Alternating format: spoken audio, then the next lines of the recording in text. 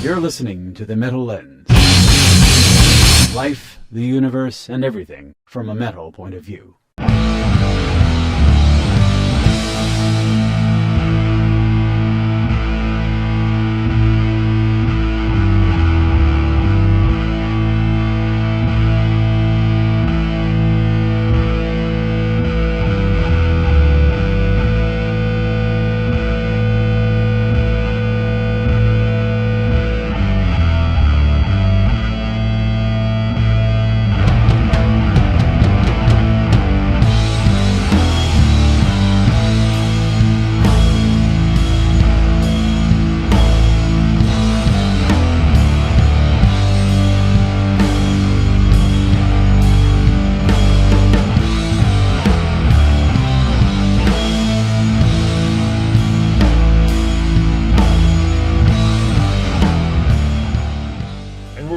And we are back.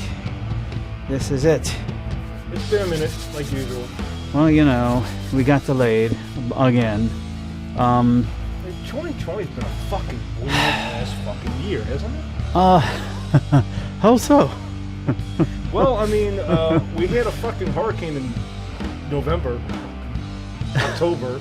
We got more out there. Not just October, like the ass end of. I mean, yeah, damn near Halloween, right? Right. I mean, I can't even remember. It was a few days. Matter of fact, it was Wednesday, and Halloween was on a Saturday. Yep, that's right.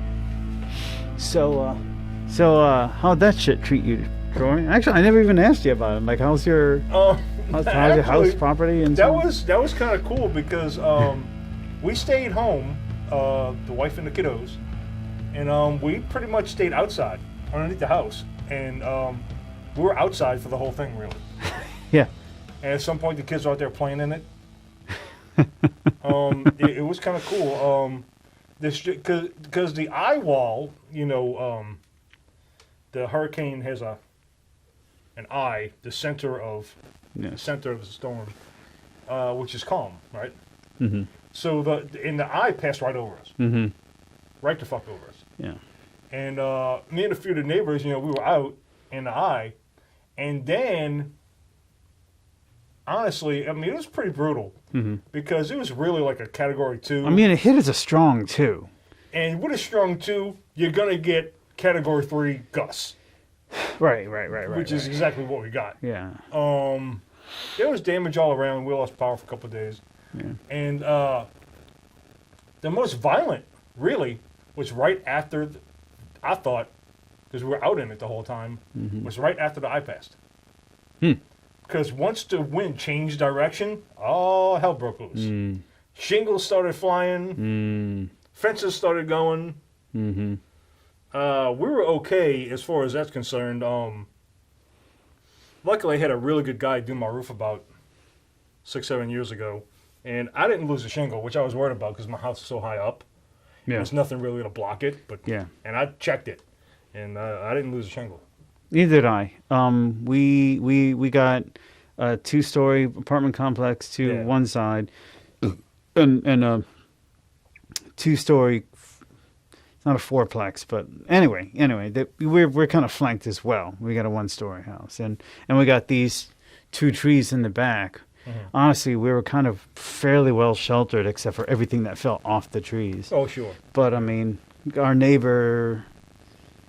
And the house next door, they lost some shingles. Matter of fact, I was picking up shingles from my yard. I'm like, shit. Shingles were all over the fucking place. You know, but of course, but then I realized now, that the was fence over here kind of blew down a little bit, but I got it kind of jacked back up. But one of the posts are bent.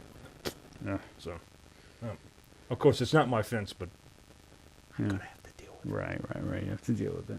So, apart from that, dude, we didn't actually get any. I mean, apart from that, I wasn't even any down. We did have. Look, this is funny actually. So we have up on the top on the roof of our house, we've got 2 of those like those little, you know, those DirecTV. It wasn't DirecTV, but it's like those dishes, you know, those gray ones. And in fact, like just maybe a few weeks prior, I was telling Nicole, I was like, man, one day I'm just gonna have to get up there and fucking take those damn things down. It's such a pain in the ass, you know. Yeah, well, let me tell you something about that quick. You know, and, Sure, and like I don't know, it was on the house before, I presume. Yeah, we weren't Yeah. we never used them. Yeah. Yeah. So like if you don't get on those people and like you out there like the old dad homeowner, okay, we're gonna put this earth. Like the hell you will. So they can put it on the soffit, on the fascia. But what they want to do is they want to screw it right on top of your roof. Yeah. Well, that's all fine and dandy until you got to take it off. Yeah. So you'll have to do some things if you're going to just take them right off your roof. If they're flat on the shingles. I don't remember where this one was. No. I do remember where this one was. It was on. It was not on the shingles. It was attached to The side. You know how we got that that cathedral Yeah. Roof? So it was like underneath the It was on the side. Yeah. It was Long on, story it was short. on the fascia board. Yeah. Yeah, that's where they should put them. Yeah. But if you don't get on their ass and tell them where to put them, they're going to put them right on your fucking shingles. Like, no, motherfucker. Put that shit on the fascia. Well, believe me, I didn't install that horse shit. Anyway, Hurricane took care of it. Good. We went out there the next morning. Okay, There it was, sitting on top of the green onions. I'm like, oh, cool. Right in the garbage. Yeah. I didn't have to take care of that one. That was the only bit of damage, and actually, it was a good thing. So, Silence. Lovely.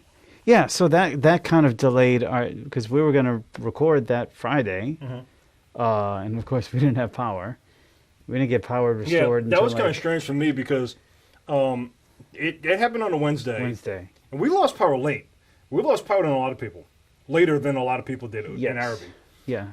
Because in-laws live, off of Corrine, and they lost it like 4 or 5 hours before we did. Okay. But yeah. So that was a Wednesday. We were going camping for Halloween weekend anyway. Oh, okay. So Thursday we didn't have power. We went to sleep and woke up and packed up and went camping. And as we were checking out or getting ready to pack up to leave Sunday, we got a phone call that we got power back. So love it. Yeah. We're good. I was out in Bridge City looking at plants at the nursery they got out there when my neighbor called. He's like, hey, we got power. Fucking right. I'm heading back. And we got a chance to clean out the old fridges. But I mean, we took a lot of stuff with us because we knew we didn't have power. So anything we wanted to keep or whatever, we had like 4 or 5 ice chests, and we kept all the stuff. Yeah. But everything else is just shit that was been in the freezer forever. We just let it go, and we came back and we pulled everything out, all the shelves out, and wiped all down, all the a little bit of cleaning. Shit that you should do that you never do. Yeah. So we just threw everything away. Yeah. It really wasn't much. Wasn't terrible for us, thankfully. So yeah, that happened, right? And now fucking COVID's coming back. Hooray! Yeah, and I mean, I know like some of you might know that there's people sick or whatever, or more people getting sick. I don't know. Like I said, I don't know if it's all politically driven or if people really are getting, the rate of infection is higher than it's ever been now than it was before. I don't know if that's true or not. I don't know if it's high. No, it's not higher than it ever. It's just we're just getting a spike. Just use, like I said, just take the information as you get it and use your better judgment and go with that. Right. So don't go licking no strangers' asses. Yeah. On account of it, So we're wearing a mask, and I don't I have to wear one for work, and I don't, like I said before, I don't disapprove the mask. Yeah. I don't hate it. It's not something I have a problem with. Mm-hmm. Some people do. Some people hate it. I don't hate it. I think it's a good thing, not just because of COVID. Yeah. Allergies, dust, flu, common colds. Bad breath. It's good for all those things. So, Yeah. I tell you what, since I wear one a lot more often, I haven't had any allergies. I've been pretty much every day. I at some point, like maybe mid to late afternoon, I I have myself a little my allergies. I don't know what it is. It's just it's just mold in the air or God knows what it is. But I just get sensitive. I'm in an old dank, not dank. It's not a bad, but it's just an older building in the CBD, you know, for work. And you know, by mid afternoon or so, like my sinuses he's got that funny feeling, you know, and it's just allergies. It's just breathing in old air and probably a little mildew and stuff. So at this point, like daily, I pretty much going like, oh, here we go. Here's my COVID. My time is, you know, my time has come, and then I'm better in the morning, and then it cycles off. By the way, we live in a cesspool of mold and mildew. Oh, dude, you know, life thrives in our climate, and that includes microscopic nastiness.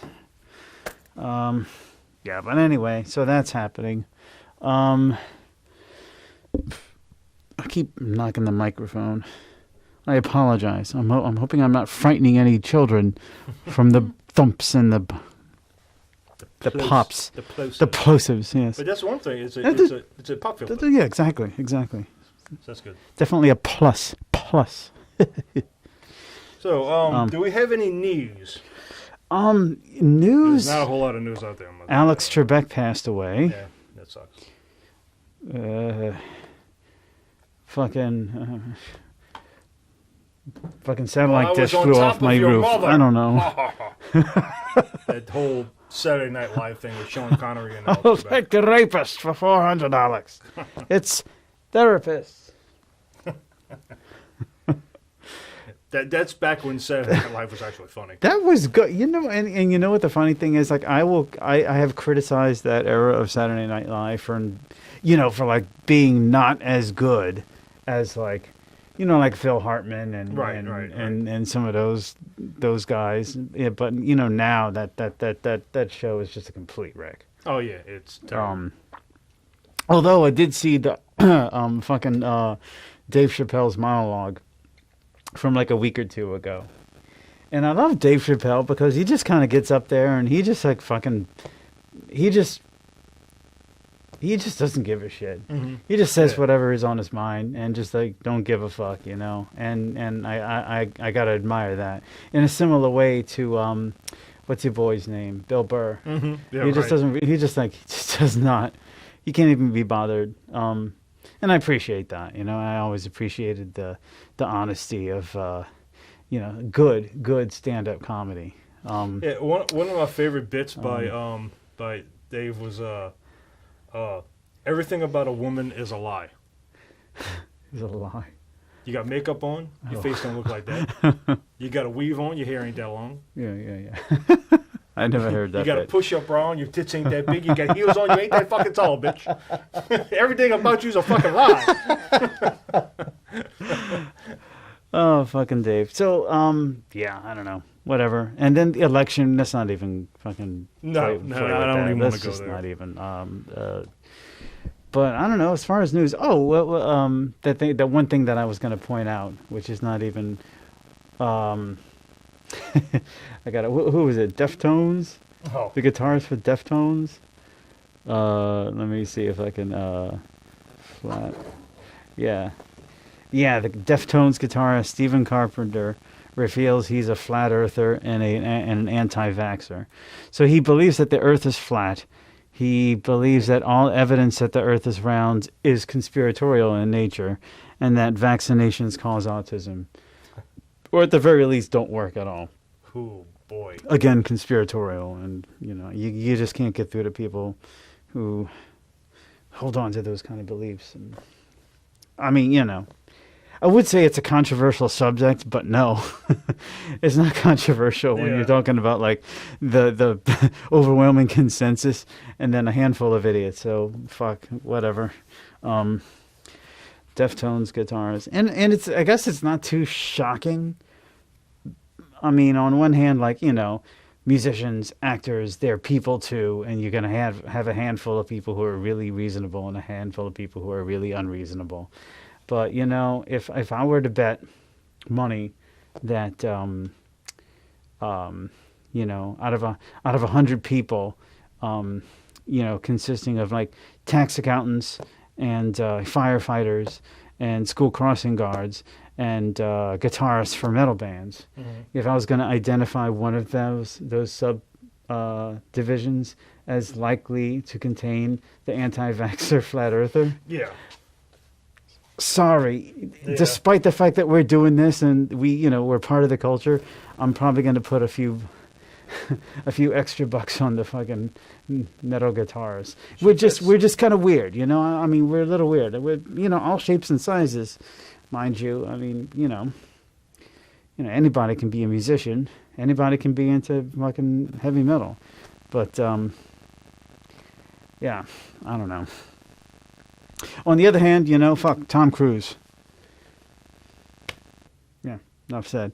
So I'm looking at this album cover here, and I just can't keep. I can't unpeel my eyes from this image here. Just the whole thing, I don't know if this is what you're segueing into at this point. Yeah, but not yet. Not yet? Okay, we'll get back to this. Yeah. So one thing, and we've mentioned this before. So there isn't a whole lot of news, and there isn't a whole lot of shows going on, and there isn't hardly anything going on. One good thing reminds me of something, but go ahead. One good thing that has been going on is they're doing a lot of these mashups. I've been looking at those. And just musicians getting together online. Oh, sure. And doing songs. One, I forget.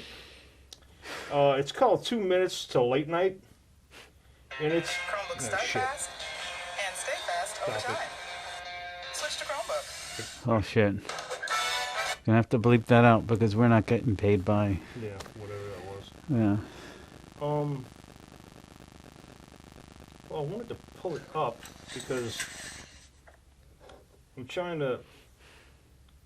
I don't remember who this guy is, and I wanted to. He's a lead singer for. Fuck me.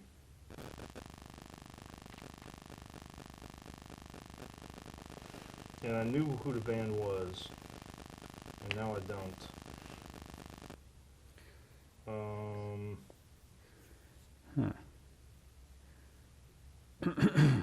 I can't remember, but okay. Anyway, it's 2 Minutes to Late Night. It's that guy.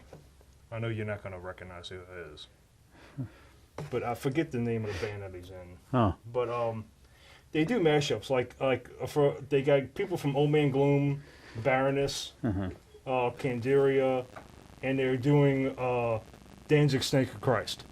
Huh. And it's awesome. And they do a bunch of different ones. They got tons of them. And remember who the hell this guy is. He's from.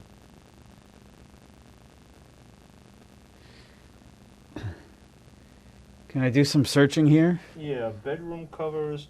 They do a lot of things with Deathlock. Mutoid Man, I think it is. I think it's Mutoid Man. Well, apparently that's a rock band. Okay, maybe it's not Mutoid. Well, I don't know. Could be. I mean, I'm just. Is this? I don't know. Mutoid Man. I'm seeing this guy here. Yeah, that's the guy. Okay. But apparently he's not in Mutoid Man. Okay. I thought he was, though. I thought that was the band, Mutoid Man. Well, this is. Yeah, bedroom covers. Bedroom covers. Spirit Adrift, Witch Taint, Mutoid Man, Cave In, Old Man Gloom, Stephen Brodsky on vocals, 2 Minutes to Late Night, and Marissa. I don't know. Is this Okay, no, I think it is. Okay, so Stephen Brodsky, that's him. Stephen Brodsky. That's him. All right. Mega musician, rock music, best known member of Cave In, Mutoid Man. I knew I. Yeah, Mutoid Man. It is a Mutoid Man. Old Man Gloom. Old Man. Oh, okay. All right. Well, it's a dude from Mutoid Man. All right, cool. And they got a ton of them, and it's interesting and it's cool. If you need something to check out 2 Minutes to Late Night. It's the guy from Mutoid Man, and he gets a whole bunch of people from different bands and stuff, and they do cool covers. They'll They'll do Danzig. They'll do AC/DC. They'll do Iron Maiden. They'll do all kinds of different songs. It sounds like they're just just having fun, man. Yeah, and that's exactly what they're doing. And, and it is like, and the videos are goofy, and they're kind of like the chick from Baroness is like in shorts in her kitchen or some shit. They're just doing what they. Yeah. She's a really good guitar player, by the way. Okay. Cool. Well, of course, it's Baroness. Yeah. So yeah, sweet. Yeah, I've been digging that shit. Not those guys specifically, but I mean, I've brought it up a couple episodes ago. Yeah, Anthrax did a couple of ones. Right. Charlie, led the way. I mean, you might as well, dude, because we can't be doing shows again. So what else are you gonna do? Yeah, a musician gets restless. I've been wanting to put up videos. Yeah. But the videos are hard. Podcasts are easy. By comparison, for sure.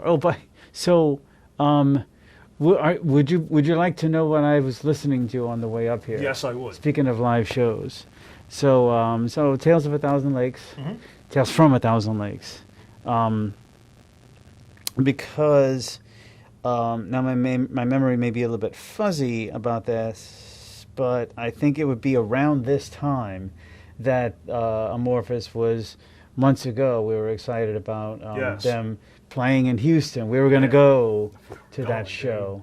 It was like around early mid-November, as I recall. I can't, but obviously this pandemic put the kibosh on that. Oh yeah, they were going to play Tales of a Thousand Lakes. The album. They were going to play Tales from a Thousand. So yeah, that got fucked. Which is a magnificent album, by the way. Well, so timeless in my opinion. I mean, I guess maybe there's a couple elements that are slightly dated, maybe. Yeah. Maybe it's a matter of opinion, though. Yeah, but it was like a whole new thing. It was like fantasy metal. I mean, like truly fantasy metal. It sounded like old witchcraft music. Oh, I loved it, dude. There weren't a lot of bands doing that kind of thing at the time.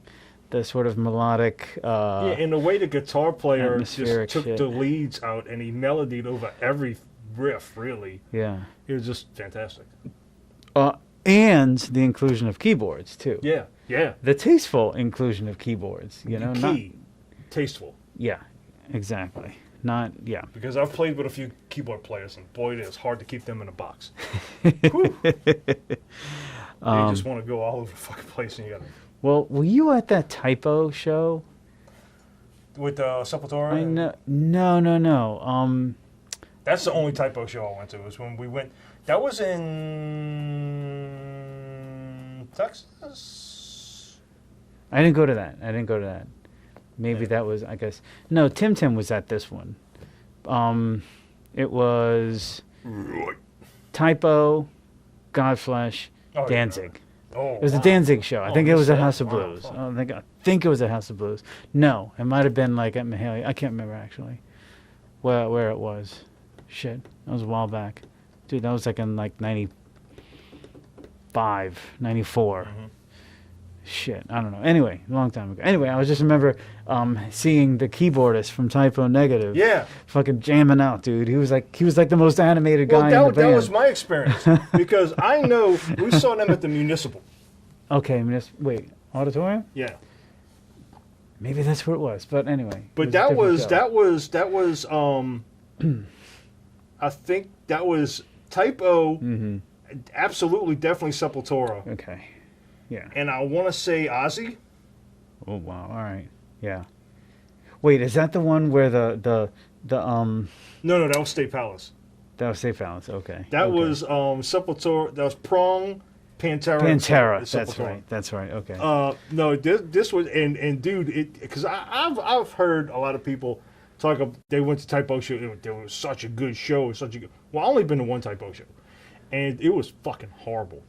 I mean. It looked like, the life or blood was sucked right out of him. Peter Steele was just... Wow, all right. And they were all... Except for the keyboard player. The Here we keyboard go. player was losing his fucking mind back there.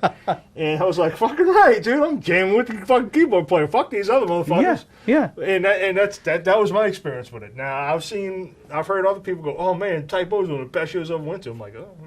Well, the thing is, Our I mean, experience is definitely different. if you're a vocalist, it's almost like a given. I mean, you don't have to, but it's almost like a given that when you're doing your thing, you're with the absence of other body parts providing the rhythm. Yeah, but what I'm saying is like kinetically, when you're a guitarist, your body is the rhythm, and when you're a drummer, obviously your body is the rhythm. When you're a vocalist, you could be standing perfectly still and just but I mean, vocalists tend to at least kind of have some secondary motion. Like Peter, I don't know what the fuck was up with Peter Steele. I don't know what he was on or whatever. But I mean, like, his body language is just the fuck shit, dude. Well, like, I'm saying you don't. not want That's to what I'm fucking saying. be there. You don't like, have I even to. think he stopped playing Yeah. bass and he just like grabbed the drink and was just like, man, fuck this. But for a rock band, all right, the keyboardist probably has the least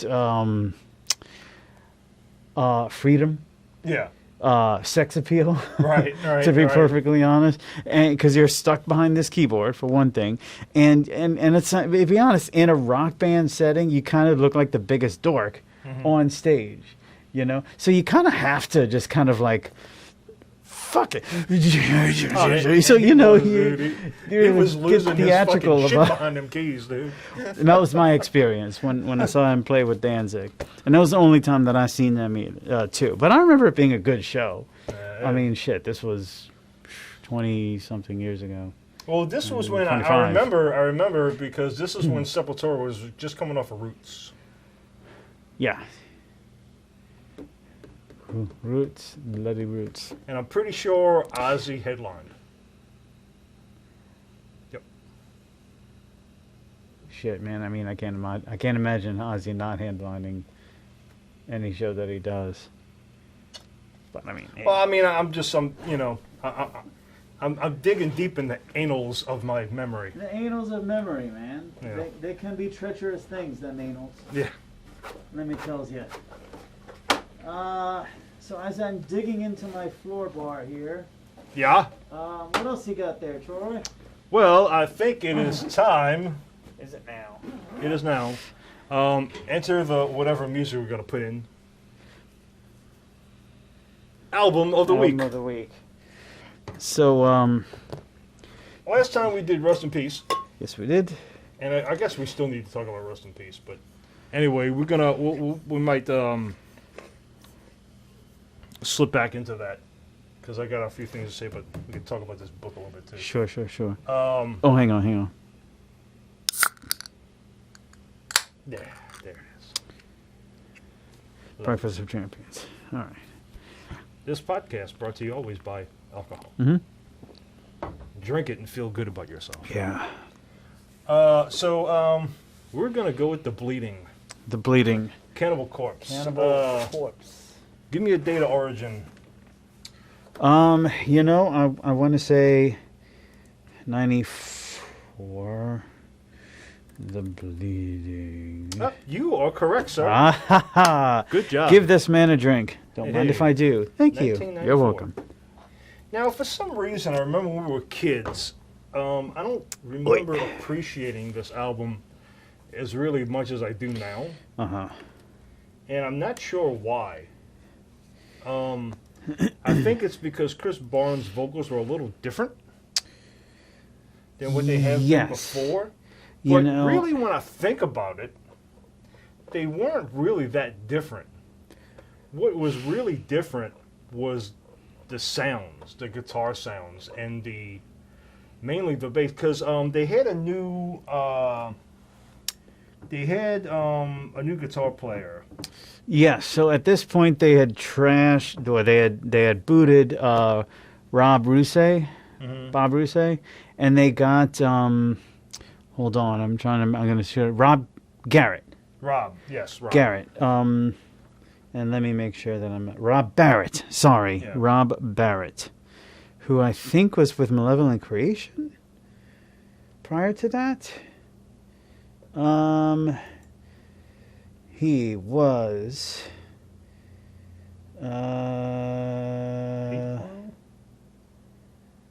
Living Creation. Yeah. Okay. Yeah. Yeah, well, and the guitar sound changed a little bit. And Did. And more specifically, and more to my enjoyment, was Alex Webster really dialed in his tone. And really from that point in 94 afterwards, his bass tone was absolute. He got it, and he dialed it in, and it was, because, I mean, you can, the bass just jumps out of this album. He really took the lead.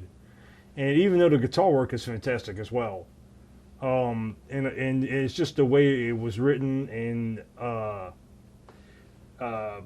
you know, in keeping with typical Cannibal Corpse fashion, there weren't.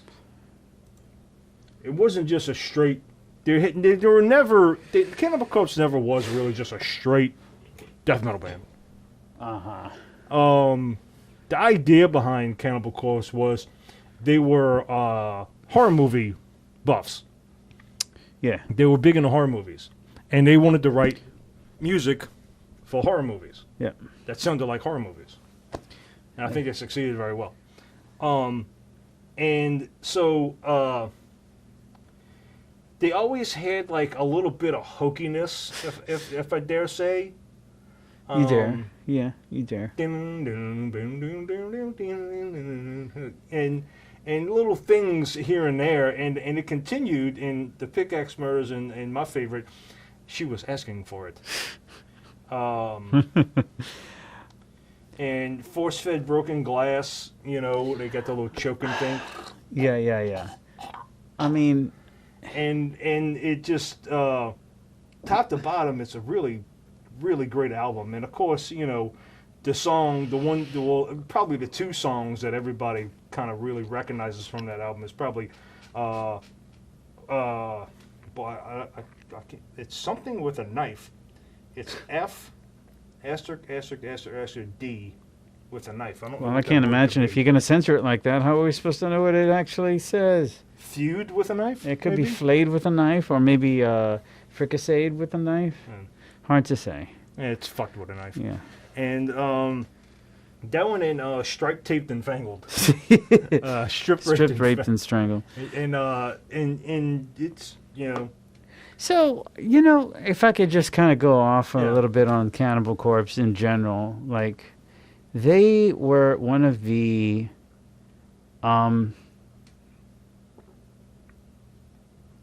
like them and, I don't know, maybe Deicide. Like if you're if you're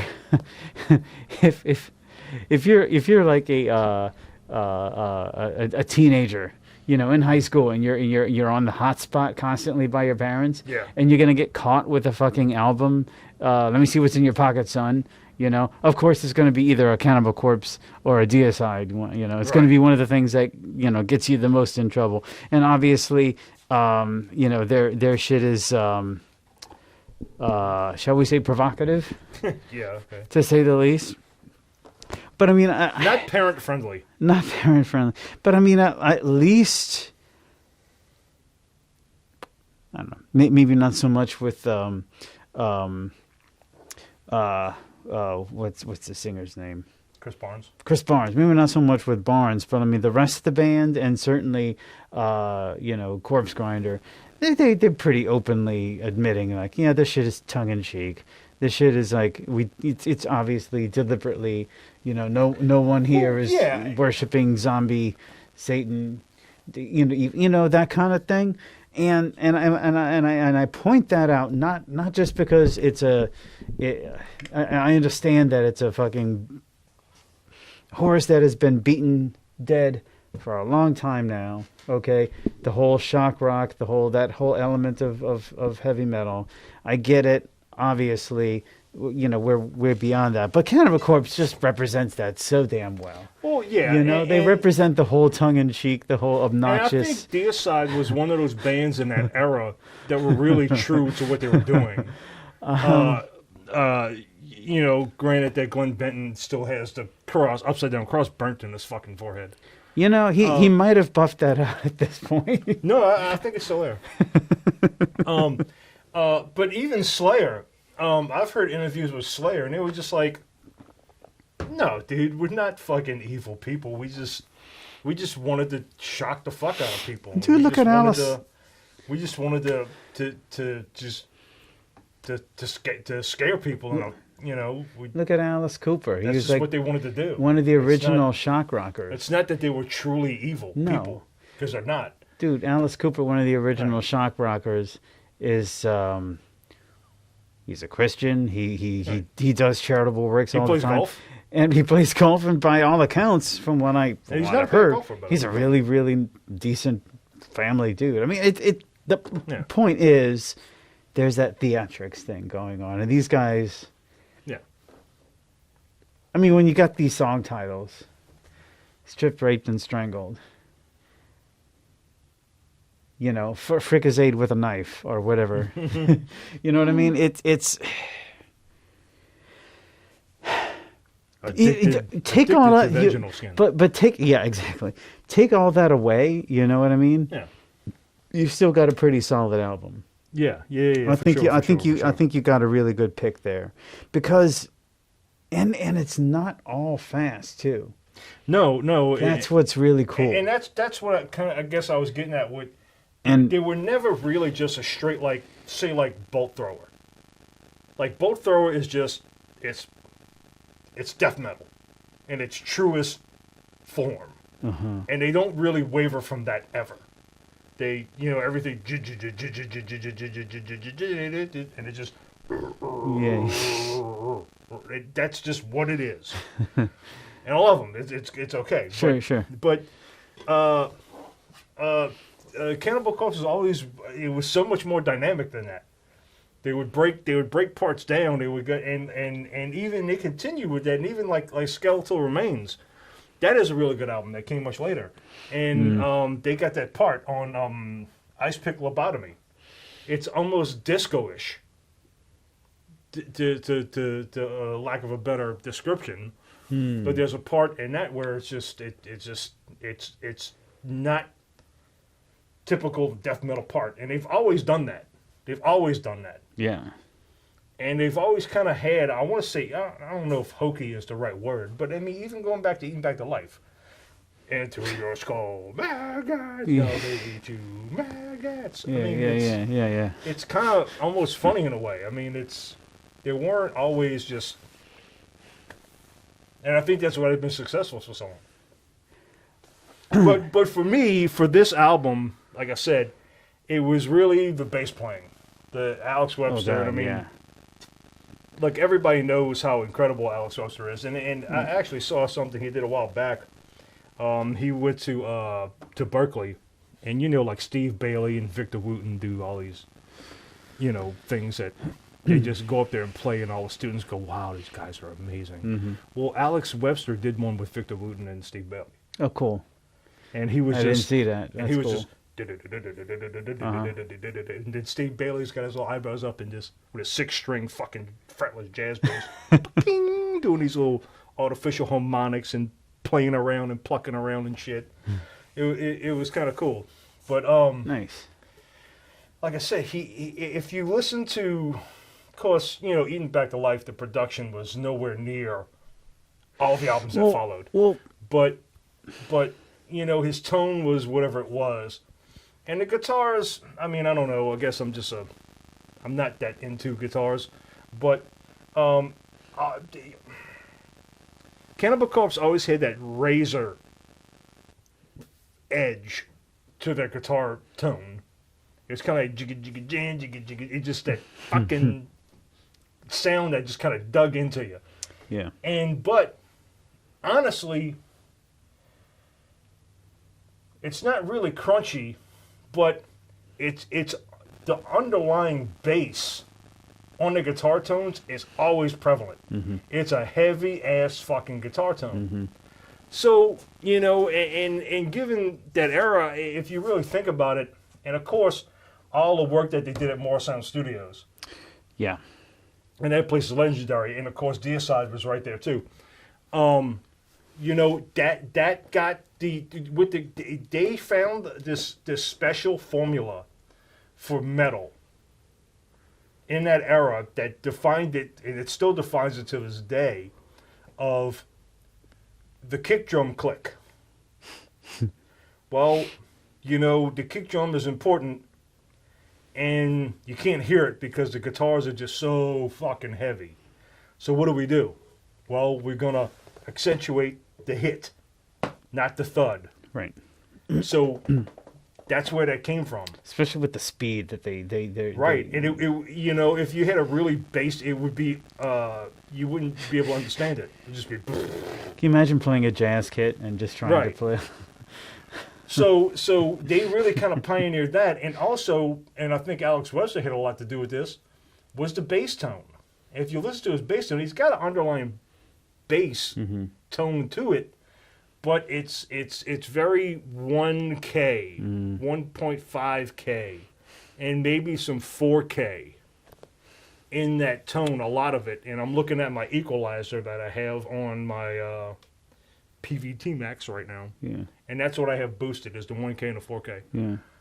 Because and that's because for Megadeth, Dave Ellison, he has that kind of twangy, high tinny tone, which you needed to cut through because it wasn't, you didn't need it there. And if you listen to Alex Webster's sound, you could hear it, but it was still kind of dull. And Butchered at Birth, a little bit better in Tomb of the Mutilated. But this album was his bass breakthrough album for me. I mean, his bass is way up in your face, but it's not over anything. And you can hear every single thing he's doing, and it's phenomenal. And his tone is just unbelievable on this album. And he's carried this tone throughout the rest of Cannibal Corpse's extensive catalog, by the way. Yeah. I was just looking at it. Their Red Before Black is their 14th album. Kill. I think Kill was the first one. It was number 10. Okay, so maybe Came out not. in 2006. I was trying to think of the first one with Corpse Grinder. Oh, that was Vile. Vile, Yeah. I knew it was one word. Yep. Okay. You know it was a 4-letter word. Yeah. Yeah, that was Vile. That was right after the Bleeding. Yeah. After Chris Barnes parted ways with with Cannibal Corpse, who was pretty much just Alex and Paul, you know, really. And the band, I mean, those are the only consistent members from the beginning. And Alex writes a lot for Cannibal Corpse. Well, actually, look at it. Look at the writing credits for the Bleeding. Yeah. On pretty much every one. One song is Jack Owen, which is The Bleeding. Yeah. But everything else, Webster has his hands in. He did Pickaxe Murders and Fucked with a Knife. He gets full writing credit. So yeah, I mean, the dude, and I mean, he pretty much started the band with Paul. I met him once at Zeppelin's. Yeah. And I think I was there that day. It's like, he's not really a big dude. He kind of looks big, but like his fingers, I swear to God, almost like touch my elbow. when I shake his hand. But yeah, I mean, his tone is incredible on this album. Yeah. And that if you want to really get into the nuts and bolts of death metal bass playing, pay attention to the Bleeding, because he nailed it. I mean, he's probably got some serious leverage in order to get the kind of percussive sounds that he gets out of those. Yeah, out of that and bass.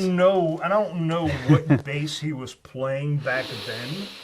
Yeah, I don't know. But I know what's a very popular bass for a lot of metal musicians nowadays, since this path has been cut, and that's pretty much the tone you have to have now. I'm gonna guess Warwick. Is I don't know, but surprisingly enough, Warwicks are there, but more Spectres.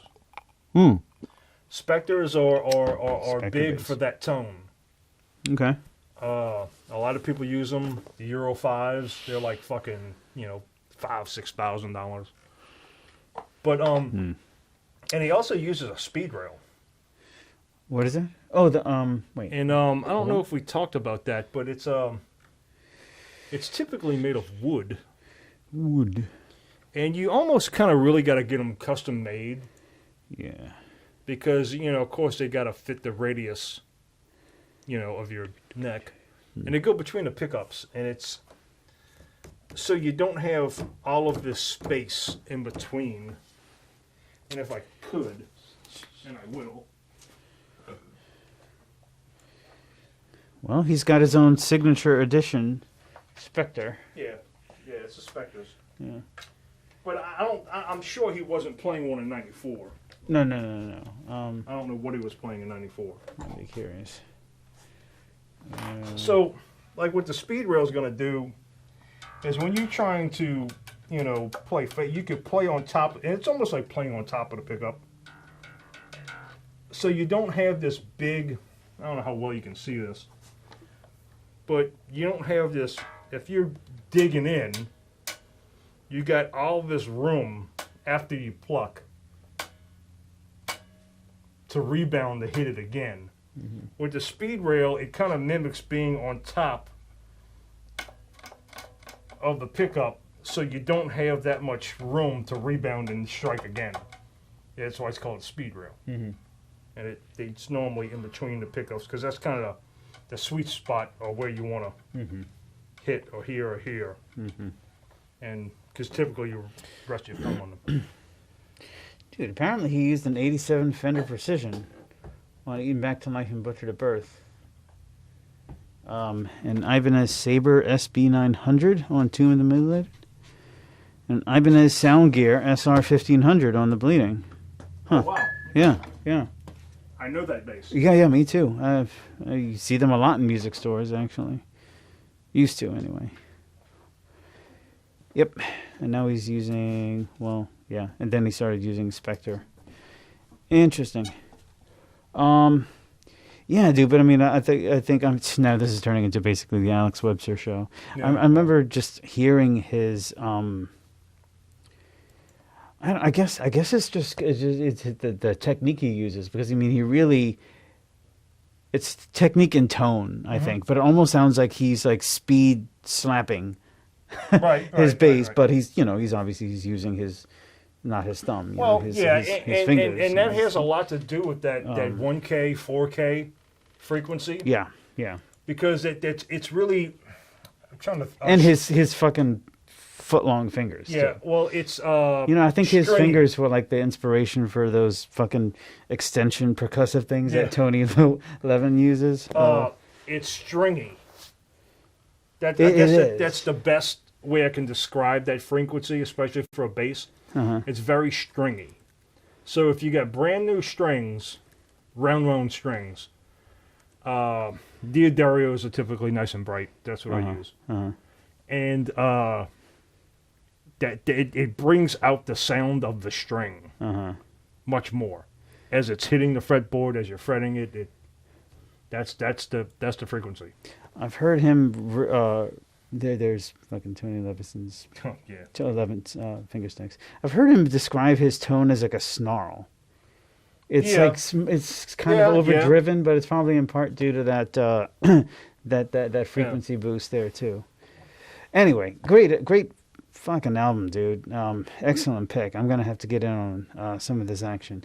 On the subject of provocative, Cannibal Corpse, as provocative as they were, much of that had to do with their artwork and their imagery. But going back to our last couple of topics du jour, last couple recordings, also provocative was their lyrical content. Oh, sure. Yeah. Which is something that we can dive very deeply into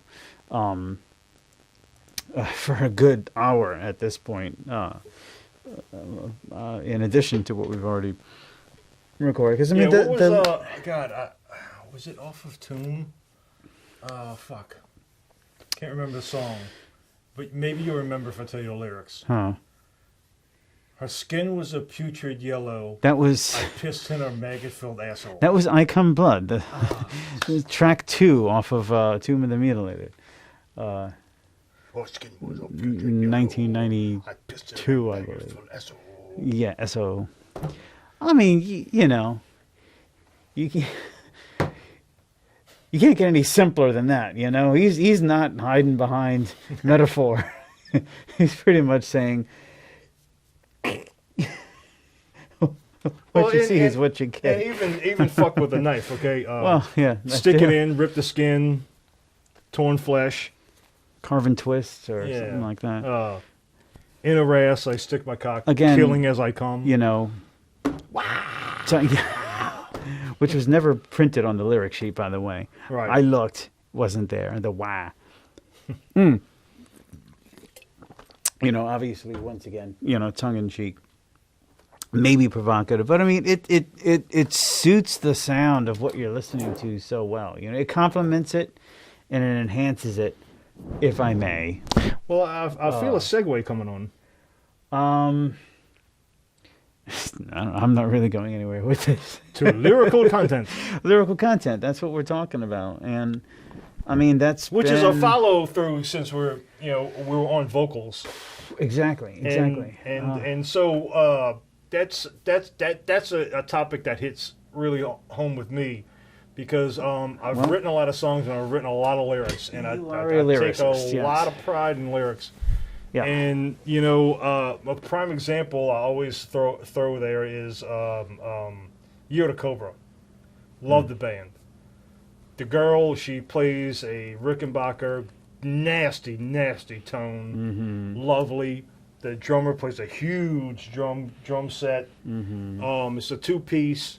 The sound on that bass is so gritty and dirty, and her voice is very high and angelic. And they counterbalance each other so well.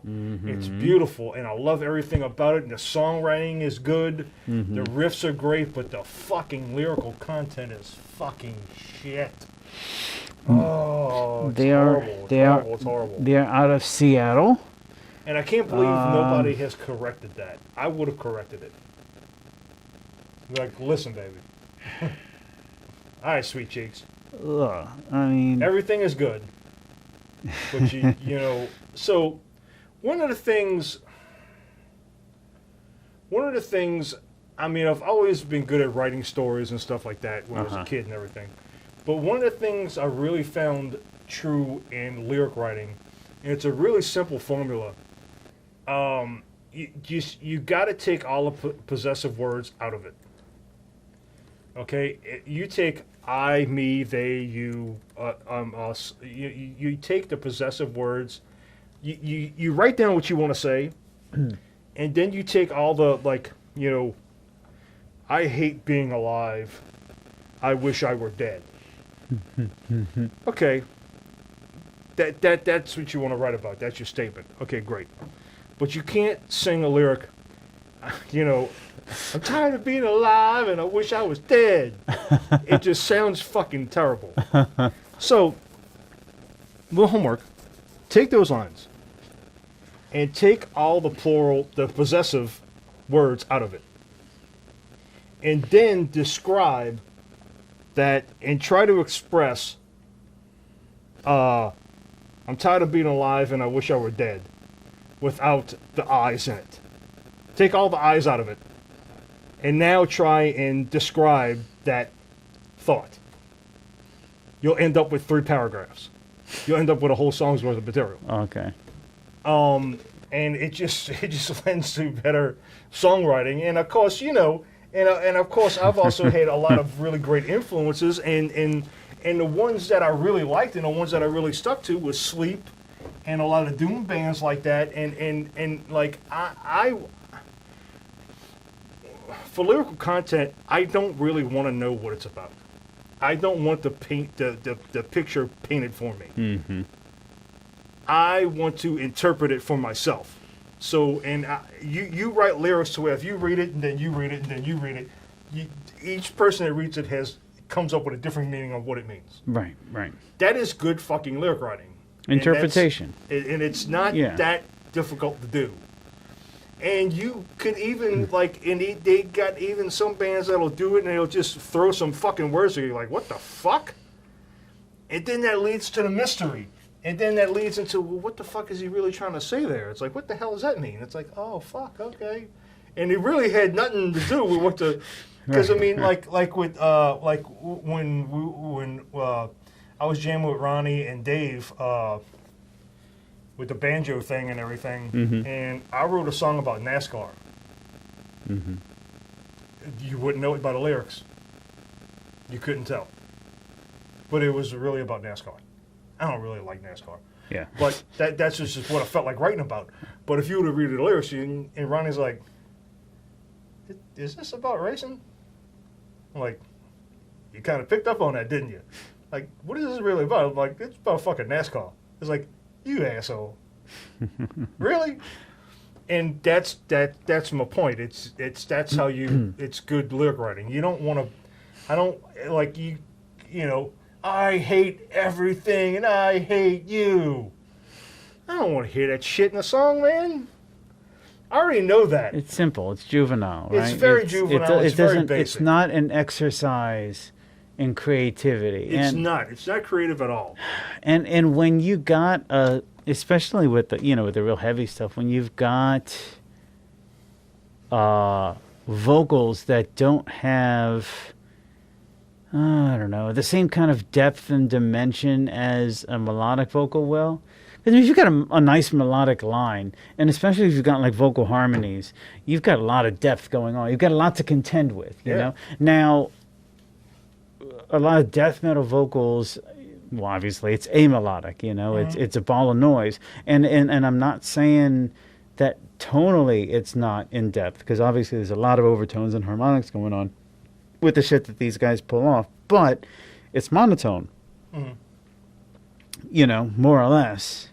And so with the lyrical content, you have to spice that up. I think it's critical. You can't just sit there and say, I hate you, you hate me, blah, blah, blah, I'm a tree. You gotta take it a little bit further than that and make it interesting, Yeah. At least you have to be proud of what's being printed on the fucking lyric sheet, because no one can understand you anyway, So you're gonna have that shit. You gotta have that shit on print, and it better be good. So, like, and I know that this is kind of funny, because I know this has happened to everybody, right? Yeah. So, like when you're back in school or whatever, and like one of your classmates are like, hey, I wrote this poem. You want to read it? You're like, no, fuck. Yeah, let me read it. Whew, that's deep, motherfucker. No, that was really good. Jesus. It's happened to everybody, right? Don't be that fucking person. Don't fucking be that person. And there's a simple way to get out of it. Yeah. Take the possessive words out and try again. Keep the same topic and say what you want to say. Take the possessive words out. It'll open up your mind. It'll open up your creativity. Now, given that, there's a couple of different ways you can write lyrics, and I've written them every type of way. And I've used possessive words. I've used them. I don't really like to use them anymore because I'm more into the doom thing now. But certainly in Rotten Anatomy, I use a lot of possessive words. And one, we can go to genetics, okay? So genetics, I wrote that. I basically wrote that sitting at Gerald's. And I didn't have the song written. I just wrote a story. Tossing lyrics out. Yeah. I just wrote a story. Yeah. And then I had some riffs, and the riffs started to come together, and I'm like, okay, I can do this and I can do that. And then I just thought, okay, I want to start singing here. And I just started to fit the story into the music. And of course, I would have to change, okay, well, that's too wordy, so I got to take that out and that out. And, okay, now it fits, okay. And that's a weak vowel. I don't like that vowel. I don't want to end on we. Yeah. So we're going to use a different word here. Get a thesaurus. And you fit it in. Yeah. That's not my favorite way to write. I don't really do that anymore. Right. Always have the music first now. And so with the music first, and especially even with death metal and anything else, is you're singing with syllables, right? You're not singing with consonants. Right. They don't sound good anyway. And when you're making notes or even growls or whatever, it's all oohs, ees, ahs, ohs. Vowels. It's vowels. You're using the vowels. Yeah. So especially, and that was a good point with the monotone of death metal, it's what you want it to sound like. So if I got a riff, and I'm going to go, Yeah. well, I don't, well, I can't just put any words there because I might get ooh, wee, ah, wah, ha. And I don't like that. I don't like the way that sounds. Right. So let's find some words that give me the sounds that I'm looking for, the vowels that I'm looking for, and we'll make a lyric line. So decapitate, I like that. Mm-hmm. So, and then what goes, and then I'll figure out the line giving that vowel that I want there to make it make sense. And that's typically how I write now. I have like a vocal melody in mind to the music, and I'll choose words and vowels. Well, first I'll choose vowels, and then words off of those vowels to get the melody, the vocal melody that I want. So you could take something like that, like really far. And giving it that way, Uh-huh. I don't have. I might have a topic, a loose topic of what I want to write about, but that leads to the ambiguity of the lyrical content Yeah. because I don't really know where I'm going. Yeah. I'm basing it off of vowels and what I want it to sound like, Yeah. and fitting in the words and therefore the meaning of it later. So, and that's why it's like, well, what does that mean? Well, fuck, I don't know. What does it mean to you? Well, you take that shit a few steps further. You can do what your boy from the Melvins did. Not totally, but I mean he would throw out words that really didn't make any sense. I mean, there's no narrative. It's just the words. But he chose those words more or less deliberately because they fit the tonality and the sounds that he was trying exactly to it. And except that he just decided, I'm just going to throw the whole story fucking out the window and just stick to pure tonal, I'll still stick to it. Right. He took that like I said, further. And so in now that direction. with Hammer, with Frequency, it's all cosmic based and space based. Mm-hmm. So they all revolve around that, but I'm still using words and vowels associated with space and space battles and planets and stars exploding to get my lyrical content. And for that type of stuff, I do not use possessive words at all. No, I would imagine you would want to keep it sounding otherworldly. Yes. So no possessive words. Depersonalizing it. So if you find yourself in that trick bag, that's an easy thing to do that I tell everybody. Just get your idea what you want to write about and take the fucking plural, I keep saying plural, the possessive words out of it, and then rewrite your idea without the possessive words, and you're going to end up with a lot more material. So take the personal pronouns out. Take them out of there. Yeah. And then it forces you to be more creative and more descriptive on what you're trying to relay. Well, you know what, dude? If you're a song... Well, I mean, first of all, I know there's plenty of bands where the person writing, or the people writing the lyrics is not the vocalist. Go back to Cannibal Corpse. Alex Webster we wrote was one of those bands. Well... So, to my point, right, you got to give the vocalist some work. In more work in the creative. I mean, whatever. I mean, I know I'm kind of being a little controversial. You don't gotta do anything. You can let your vocalist be a complete lazy, non-contributing piece of shit in the band. I don't care. I'm not here to tell you how to do your fucking job. But if I was a vocalist, right? I would be taking pride in what I do as a vocalist, including the lyrics, because if somebody hands me a bunch of lyrics that I didn't write, that I didn't make at all, and weave into the part of the creative process, in the context of the rest of the music, right? I would feel confined. I would feel like now I have to take this shit and make it work. Yeah. As opposed to make something that works for everything else that's being delivered to me. Yeah, you know? and you know, and I've always, I know exactly what you're saying, but that's, to me, that's such a difficult thing to do. If you're not a riff writer, and then you have to, and then you're not doing the vocals too, because with Capsizer, me and Jason were all writing the riffs and writing the songs, and we both collaborated on vocals. We both sang vocals, right? And we both wrote vocals. So we would sit right there behind there, and get high and drunk as a motherfucker, and would write the lyrics, and we would go over the songs, play them back, and we would, no, that doesn't work. No, I want this vowel here. I'm like, okay, well, yeah. And we would. That's how we would write it, and it was a painstaking process, especially with Jason, which everything is, but. It was very, very. The end result was magnificent. I thought it worked really well. Me and Jason did really good work back there with a bottle of whiskey. But so I guess it's a little. I guess when the so example that I just said was more of like if you're just a lyricist, I'm sorry, just a vocalist. I know, and I found that to be a very no difficult one else is task.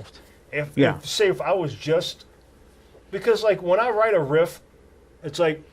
Me and the drummers, because when I write music, I always have a drum.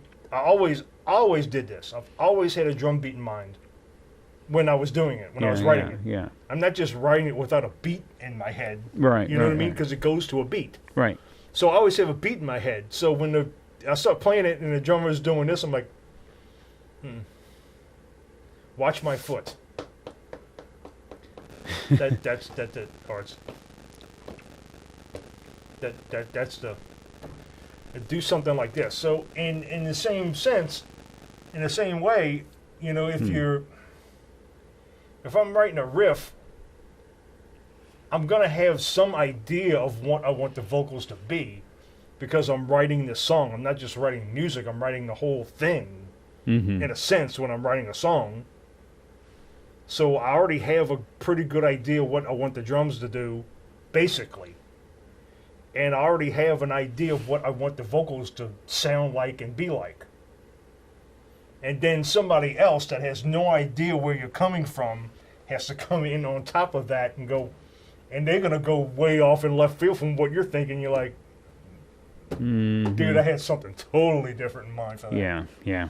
And I guess, you know, and that's how bands work. You gotta get together on that, and if you can't, then you're gonna have issues. Yeah. That's why I like a two-piece. It's just me and a drummer.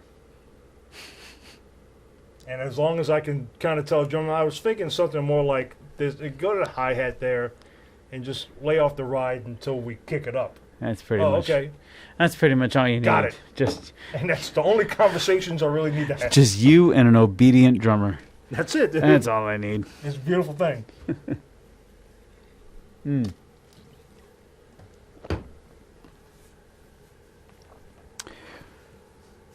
So where are we? I don't know, man. We are hour and 10 minutes into this, roughly.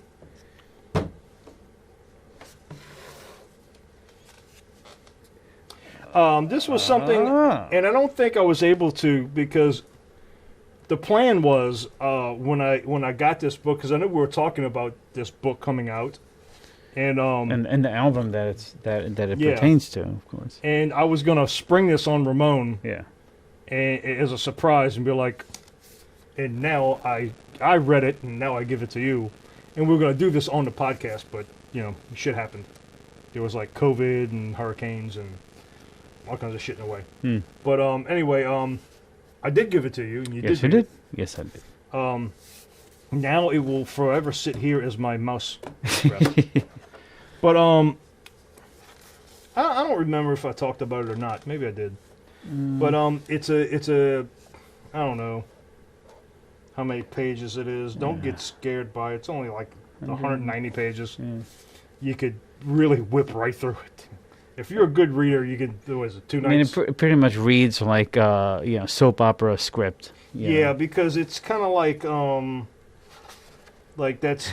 And it kind of is a Dave- soap opera script, actually. That's his wife. Uh-huh. There's Dave Ellefson. There's Marty. There's A couple of engineers and yeah, former band members and Chuck Bueller. Yeah. The producers and managers and Right, stuff right. that are all in there. The AA guys, the charge of their sobriety, which was a struggle. It's not a complicated read, is what I'm trying to say. But it's some pretty interesting stuff. It picks up after Peace Sells and goes in through Rust in Peace. And some interesting things, we were talking about it before. It kind of there was a big issue, at least for a little while, about song rights and rights to the music. Oh yeah. Which Dave pretty much had all the credits for. And for the most part, a lot of this was written, Rust in Peace, a lot of it was written before Marty and Nick. Nick was a drum tech for Chuck. Yeah. And they were kind of like, who are we going to get to play drums? And I think it was Dave Ellefson that was kind of nudging Dave. Is like, well, hey, dude, I mean, Nick already knows the songs. And I think they were practicing. They had to practice. They were doing a rehearsal, and they couldn't find a drummer. And so Nick would just sit in on the rehearsals because he knew the songs. Mm-hmm. And that's just how he got the spot, I guess. And Marty was the longest one that they were going through people, trying to get old people back and this and that. And it was one of the producers or record execs was like, hey, I got this guy, Marty, he played in Japan for a little while, and he's, whatever. Mm-hmm. And they finally got him in there, and he made it. And it was kind of weird. It's like, if you had any confusion that Megadeth was not all Dave, it's all Dave. Megadeth is Dave Mustaine. Because basically, what was it? When they went in to record, when Dave and Nick and Marty were laying all the tracks, Dave was in rehab. He wasn't there until he got out, and it was time for him to lay down his tracks. And he laid it down like a fucking laser beam. Like the law. Yeah. It was like, holy shit, the boss is back in town. Yep. So, and a couple of interesting things I thought was really cool, and things that you pick up in this book that you wouldn't normally know is you had a very, very close Megadeth was going to be Pantera, or Pantera Death. Because, of course, they knew each other. Right. And actually, Slash, they talked about bringing Slash in. Yeah, because they were like neighbors. And they hung out a lot. But the interesting thing was, they were trying to get Dimebag in Megadeth. And this is when they were looking for the second guitar player, the spot that Marty eventually took. Yep. And they wanted, and Dimebag was down with it. He wanted to come, but he had one caveat. Yep. If I come over, my brother comes with me. Right. And Dave's like, well, fuck, we already kind of promised a spot to Nick. So that was a no-go. Yep. But if they did not have Nick Menza finalizing that band, you would have Vinnie Paul, Dimebag Darrell, Dave Mustaine, and Dave Ellison in one fucking band. That was very close to happening, which I thought was interesting. Kind of hard to imagine what that would be like, man. But I mean, you know, that's just history, dude. Yeah, and so, and that was another thing we're talking about. I mean, I think it was just that newly formed lineup, and that's what cemented that great, wonderful masterpiece of a fucking album, which was Rust in Peace. So on Wikipedia, ultimately, Dave Mustaine gets writing credit, with a couple exceptions. Allison throwing in some credit for lyrics on Tornado of Souls, as well as music, contributing credit for Lucretia and sole credit for Dawn Patrol. Oh, yeah, of course. Yeah. But yeah, everything else goes to... I've never heard this before. This is a Breakpoint, which is on a 93 Korean edition bonus track. Strange. A track called Breakpoint, with credits going to Ellison, Nick Menza, and Dave Mustaine. Crazy. So yeah, and you know, and that's kind of strange because like you think about all the, like, of course Dawn Patrol, but the bass interludes, the bass intros in Five Magics, and the intro to Poison Was Secure, and apparently that was all Dave Mustaine. So There you go. to wrap it up a little bit, I have somewhat of an announcement, I guess. An announcement. It's something I'm gonna try and do. Okay. So, I brought the Jackson out a few minutes ago. I've been attempting to learn Rust in Peace. I got Poison Was Secure down. I'm nailing down Five Magics, and then I'm just gonna start from the top and work my way down. Very interesting bass tone. Again, with the 1K and 4K boosted. But, of course, Ellison's sound relies heavily on the pick. To give him that kind of, that click kind of thing that he does. And a lot of his bass lines are kind of strange, and I'm starting to pick up on the style. He throws a lot of little tidbits in odd times, like on Five Magics,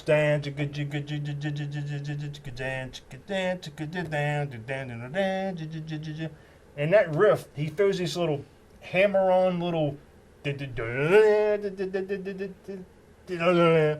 very end of the phrase. He throws in this little hammer-on at the very end of things, and he does a lot of that, and it's somewhat challenging, but it's not too bad.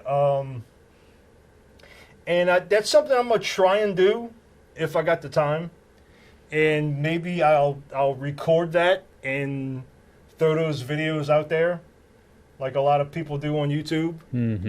But one caveat is, and I guess that's how I'm going to title it, is Rust in Peace without a pick. And I'm going to do it without a pick. Now, I am going to cheat a little bit, I digress, because I'm just not that fast anymore. Especially if a Poison Was Secure, that's kind of a burner of a song. So what I'll do is I'll use